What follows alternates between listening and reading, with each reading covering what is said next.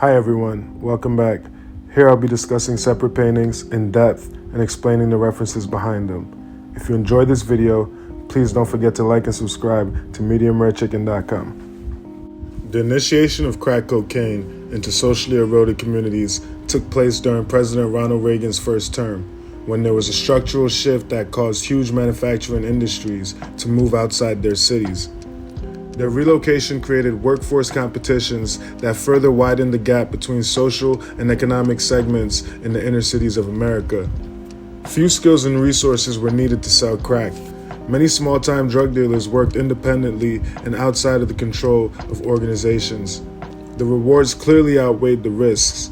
A small-time drug dealer who sold crack daily earned a median net income of $2,000 per week.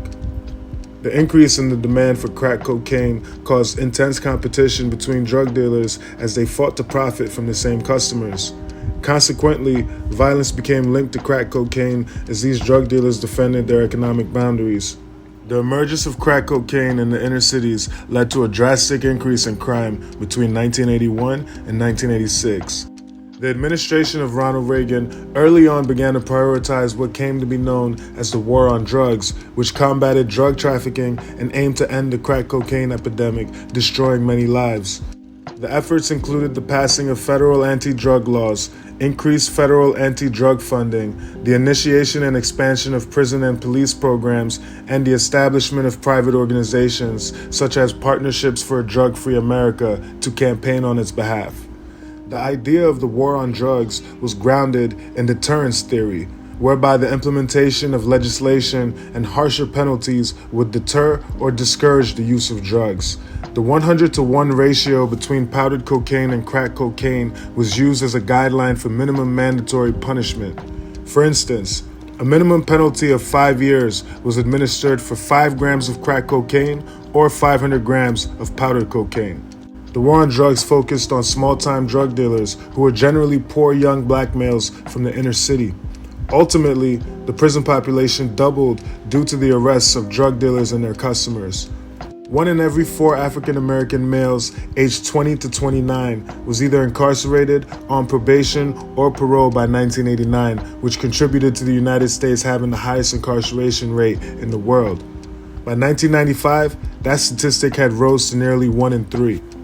In 2000, the number of incarcerated African American males was 26 times what it was in 1983. By 2012, 88% of imprisonments for crack cocaine were African Americans. Further, the data shows a discrepancy between the lengths of sentences of crack cocaine and heroin. The majority of crack imprisonments are placed in the 10 to 20 year range, while imprisonments related to heroin use or possession range from 5 to 10 years. On August 18, 1996, the San Jose Mercury News published the first installment of a 3-part series of articles concerning crack cocaine, the CIA, and the Nicaraguan Contra army. The introduction to the first installment of the series read, "For the better part of a decade, a San Francisco Bay Area drug ring sold tons of cocaine to the Crips and Blood street gangs of Los Angeles and funneled millions in drug profits to a Latin America guerrilla army run by the CIA," a Mercury News investigation has found.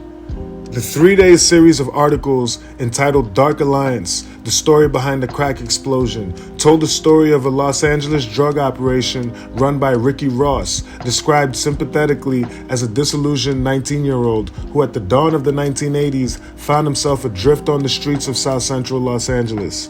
The Dark Alliance series recounted how Ross began peddling small quantities of cocaine in the early 80s and rapidly grew into one of the largest cocaine dealers in Southern California until he was convicted of federal drug trafficking charges in March 1996. The series claimed that Ross's rise in the drug world was made possible by Oscar Danilo Blandón and Norwin Meneses, 2 individuals with ties to the Fuerza Democrática Nicaragüense, FDN, one group comprising the Nicaraguan Contras.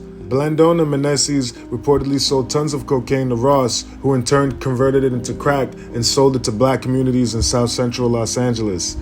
Blandón and Meneses were said to have used their drug trafficking profits to help fund the Contra Army's war effort. Stories have previously been written about the Contras' alleged ties to drug trafficking. For example, on December 20th, 1985, an Associated Press article claimed that 3 Contra groups engaged in cocaine trafficking, in part to help finance their war against Nicaragua. Rumors about illicit activities on part of the Contras had also been probed in Senate hearings in the late 80s. However, the Mercury News series contained, or at least what many readers interpreted it to contain, a new sensational claim that the CIA and other agencies of the United States government were responsible for the crack epidemic that ravaged black communities across the country. The newspaper article suggested that the United States government had protected Blandón and Meneses from prosecution and either knowingly permitted them to peddle massive quantities of cocaine to the black residents of South Central Los Angeles or turned a blind eye to such activity. The Mercury News later proclaimed that the article did not make these allegations. However, notwithstanding the Mercury News proclamations, involvement by the CIA and the United States government in the crack crisis was implied through oblique references and the juxtaposition of certain images and phrases in the Dark Alliance articles. The Contras, who purportedly received drug money from Blandón and Meneses, were referred to as the CIA's army, and links between the CIA and the leadership of the Contra movement were reportedly emphasized throughout the articles. The stories reported how investigations into Blandón's cocaine operation conducted by the DEA were allegedly dropped without cause or shunted aside for unexplained reasons. The articles told how the United States prosecutors invoked the Classified Informations Act, CIPA, to prevent certain testimony concerning Blandón from being presented to a jury in the interest of national security during Ross's federal trial. And from August 1996 to October 1996, the image of a crack smoker silhouetted against the emblem of the CIA was emblazoned on the Mercury News webpage carrying the Dark Alliance stories.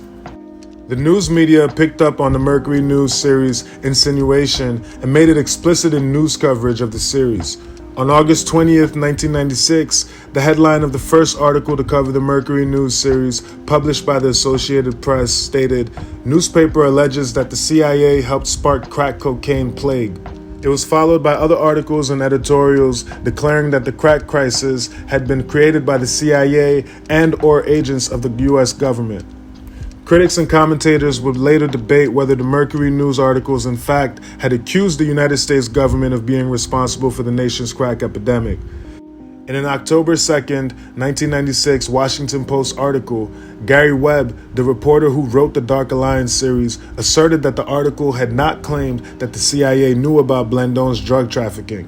The Washington Post article quoted Webb as saying, "We've never pretended otherwise. This doesn't prove that the CIA targeted black communities. It doesn't say that this was ordered by the CIA. Essentially, our trail stopped at the door of the CIA, but they wouldn't return my phone calls." Regardless of the intent of the Mercury News, the accusation of the government involvement in the crack epidemic had taken root. This dramatic interpretation of the series continued to build with ferocious velocity, especially in black communities, as the Mercury News story attracted the attention of newspapers across the country. While many other newspapers did not publish the Dark Alliance series, they carried stories about the sensation created by the series' claims. The story garnered further exposure from television and radio talk show appearances by Gary Webb. Ricky Ross's attorney, Alan Fenster, also made several appearances on TV shows, asserting that the government, not his client, was responsible for cocaine dealing in South Central Los Angeles. Many African American leaders were particularly troubled by the articles, mindful of the frequency with which young black men were being incarcerated for drug offenses. If the Mercury News was right, it appeared that the same government that was arresting so many young black men had played a role in creating the very drug crisis that precipitated their arrest.